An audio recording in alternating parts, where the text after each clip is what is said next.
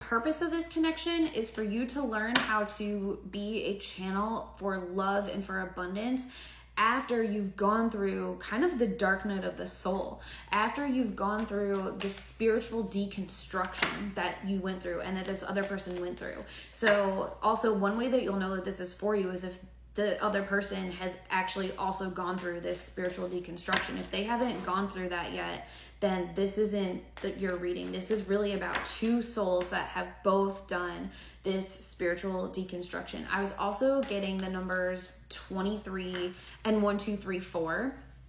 So, and 23 is literally in 1, 2, 3, 4, of course. So just kind of be on the lookout for where you might see 23 even like embedded in other numbers. It's almost like kind of like noticing little codes for you in a way. And then I was also seeing black rocks or stones or like coal or charcoal. I was thinking of also like Apache tears. That's a type of very like sacred crystal. And yeah, so something about that might also be significant, or maybe you see one, something, let me know. I want to see what else you're meant to understand about this connection, because it just seems like Spirit has something else that you need to know or understand. So what else, thank you, Spirit, does this collective need to know or understand about this connection? Thank you.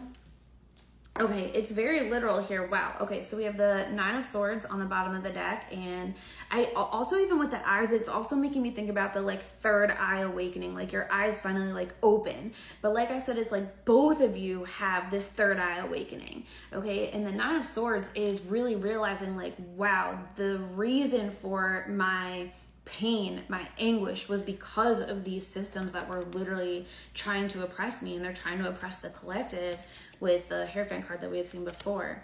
I also see the Temperance card coming out in reverse, which we had seen on the bottom of the deck in part 1.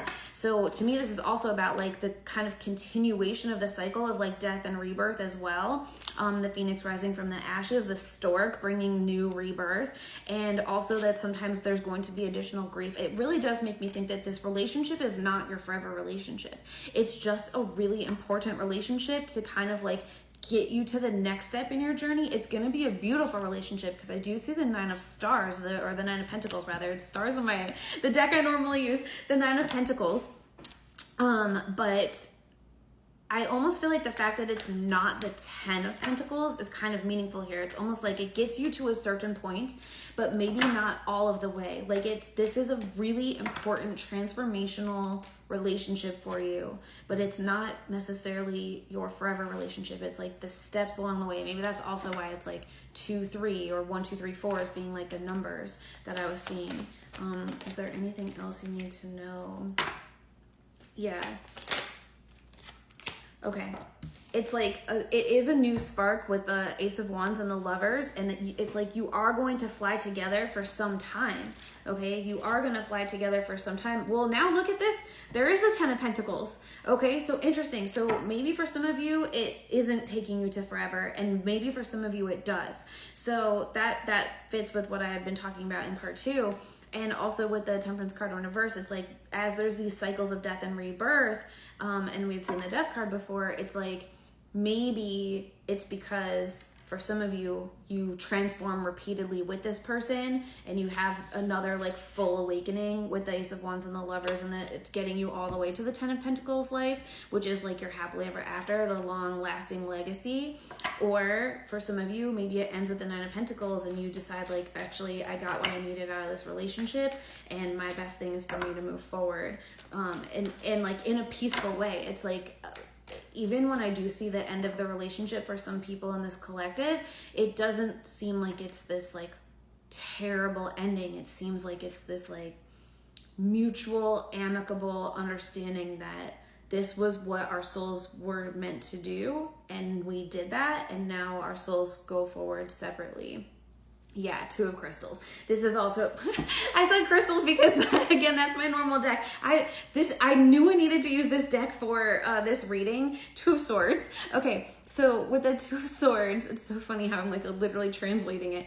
With the 2 of Swords though, I'm just getting that like the collective splits. Okay, so for some people, this relationship is going to be forever, and for some people, it's not. So you'll, I guess, find out. But I think the main thing that you need to understand is that a relationship can have a purpose, and a relationship's purpose doesn't necessarily mean forever. And that doesn't mean it's a failed relationship or a bad relationship. It can still be a beautiful relationship. That's this like very intuitive, calming understanding, and kind of like making peace with what relationships can be with the High Priestess here, and like really understanding that. So I think that's what you need to know.